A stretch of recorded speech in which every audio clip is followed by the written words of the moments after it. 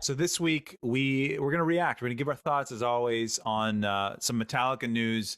I'm sure everyone's heard of it. Metallica. Speaking of back, Metallica is back. So they did three things, right? They released a song called Lux Æterna. I think that's how you pronounce it. Yep. Lux Æterna. Mm-hmm. They announced a new album called 72 Seasons, which is going to drop in April, and also announced a world tour. It's going to be called the M72 World Tour, which is going to run from April to September of next year. Support, I think it was like Pantera, Architects, Mammoth, is it WVH? Yep. Five Finger Death Punch, Ice Nine Kills. So pretty broad spectrum of openers. But big news. Where do you want to start? Want to start with the single? Start with the song, because that's something we've all probably heard at this point, right? Yeah, exactly. Turn the fucking drums down, Lars. Were they weren't saying anger bad, were they? No. I actually I think the song's catchy. I kind of like it. I've listened to it probably 4 or 5 times now. I watched the video just before we got on tonight, and I do like it. It's like they're turned up on purpose. And sitting with my wife, who now is a little more in tune to this stuff, she's like, yeah, it feels like he's out front. I'm like, yeah, it doesn't surprise me. He's been out front for however many years the band's been around. But it's everybody's going to jump to that, right? Because that's the Saint Anger story from all these years ago now. But I do like the song. I do think it's catchy. I think that it'll sound really cool live. Yeah, I agree there. I think there's a throwback, and I think every Metallica album drops, it's always the same thing. Oh, dude, they're going back to the roots, throwback. But this one has that kind of fast tempo thing going on right out of the gate, which is cool. You know, Lars in the front, it is what it is. That is part of that signature sound. But also, listening to the song, I realized it's nice to have a break with Metallica. Not that they're always, stuff down your throat, but like it's one of those bands where you're like, okay, I understand why this band takes their time, because if it was really consistent, if they were putting out records every 12 months like Korn or something like that, it might get a little stale. So as much as Metallica is consistent in their sound for the most part, there's enough time in between albums to make it somewhat fresh again. So that's good. See, it's funny. You say like it's a throwback, and that was kind of the narrative online. Mm-hmm. It was kind of split. I'm of the mindset of I don't hear the throwback. A lot of people are like, this is like a throwback to Ride the Lightning. I don't hear that. I hear like Motorhead.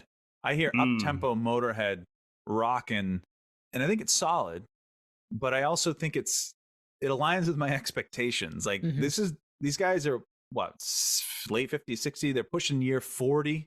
Yeah. Actually, they've been together for over 40 years. What else would I expect? You know? Yeah. I get kind of load reload era from it, but that's me. Yeah, it's more I don't hear the 80s throwback sound, but I think it blows doors on the Saint Anger stuff, the Lulu stuff. Yeah. I'm not even going to go there, but I don't hear the callback that some people are saying. But hey, this is just one song. Just one song of probably 12 to 15 songs. And I think it's a good one to wet people's whistle. It gets you kind of excited. I read somewhere, a friend of the pod who we've had on before, Brian from Playlist Wars, he posted something about liking this better than the last couple of lead singles. So he's excited for the record. And I was like, that's a good way to look at it, because I think the last couple of records maybe didn't have the same buzz that this one does. And part of that's they've been around forever. Part of that's they're always kind of in the news, especially with social media being in your face. You can't really escape Metallica.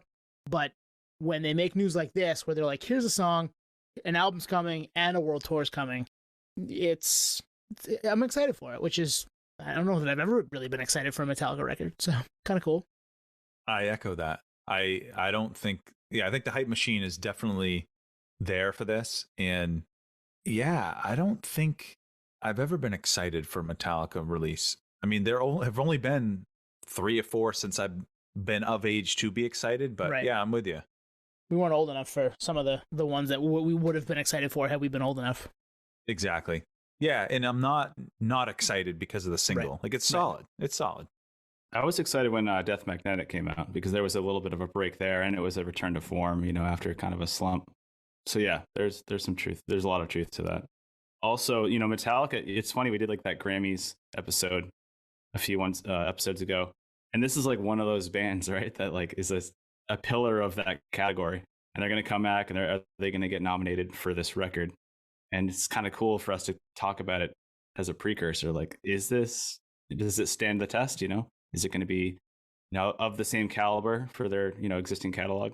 Or do they just literally have this like pretty substantial formula that they just kind of replicate every 4 to 5 years?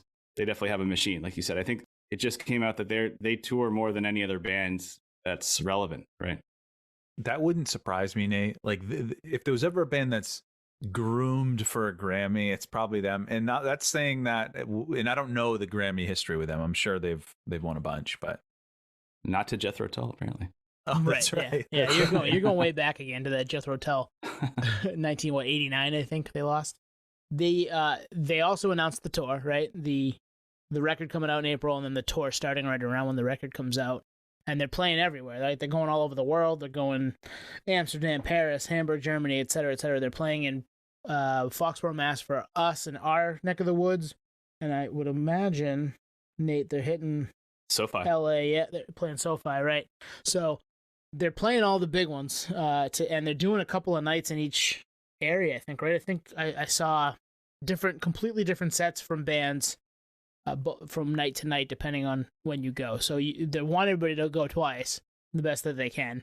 Get as much of that, catch as much of those dollars as they can coming through when they hit your town. So I don't think I'm gonna go, but at the same time, I wouldn't rule myself out. It's early August in Foxborough. I've never seen them, so like part of me is like I gotta get down there. I'm with you. And that was, I looked at the support for that. It's Pantera and Mammoth for the Foxborough Mass date. I've never seen him. I'd like to see him. Tickets will be through the roof. And of course, there's 2-day packages. And I don't know if you saw, I don't have it pulled up, but there's different tiers of like different experiences, like thresholds. And those are fucking buku bucks. And it doesn't surprise me. Like we've said it on this podcast, no metal band or adjacent will ever be as big as Metallica in their prime. And like their generation is still alive. And every generation below them, obviously, still alive. Like these will sell out. Yeah. And wait till Lars gets his hands on that dynamic pricing at Ticketmaster. Oh shit! Yikes! That motherfucker. When do these go on sale? It's got to be fairly soon. They announced it, so they must go on sale pretty soon. It's probably today. It's today. Yeah. It's today. As you're listening. Yeah. It's today. You missed the pre-sale. What were you doing? Yeah, sold out pre-sale. Fuck. That's right. So what kind of final thoughts here? I mean, I'm still excited, right? I'm probably as excited after listening to the single, seeing the artwork, seeing the tour. I'm as excited as I was now as when all this was announced, and I think that's a good sign. Yeah, same. I think it's refreshing to know, considering where the state of music is, that heavy music, for the most part, like you said, Metallica is cream of the crop. We obviously have the Metallica Slipknots of the world, but for the most part, like this style of music is essentially a nostalgia play. So Metallica's still going at it, putting out new records. I mean, they've come close to breaking up a few times. I mean, James went to rehab 2019. I thought that was the end of the band. I thought that was going to be the demise of their future, but they came back. James got out of rehab. They're back together. So it's multi-pronged. It's good music. It's a legacy act. So for us, it's, something that we can carry on the torch with that legacy, but also, knowing that they could call it quits any day, but they continue to go. So these festival bills, they won't be headlined by, bands that we make fun of the name. We can still say that there's bands on the bill that we can appreciate. Yeah, I'm excited. I probably have spent the least amount of time with the band of the three of us. But that's not to say that you don't know Metallica songs. Like I know a ton of Metallica songs just because they've been so everywhere for 40 years, really. I mean, this band doesn't, I mean, hell, they had the Stranger Things thing, right? Where they used Master of Puppets, the solo in the show last summer to sell records for Metallica probably. And it worked. I mean, I had high school kids that I work with in my day job that knew Metallica now because of it. So it's like putting themselves out there to another group of fans. They find a way to enter the conversation, whether it's Napster, whether it's lackluster albums, whether it's Stranger Things, whether it's a world tour. And hey, if you're on the fence of going, just remember the guitar tone in the Black Album and you'll be like, all right, I want to see that live. Thank you for listening to Podio Slave. We are at Podio Slave on Twitter, Instagram, TikTok, all of the places that you can find us on social media. Facebook, Podio Slave Podcast. YouTube, Podio Slave Podcast there. Email us at podioslavepodcast@gmail.com. And hey, if you want to become a supporter, click on the link at the bottom of the episode and give us $1, give us $5. It keeps the lights on, keeps us going. We really appreciate that stuff. Thank you.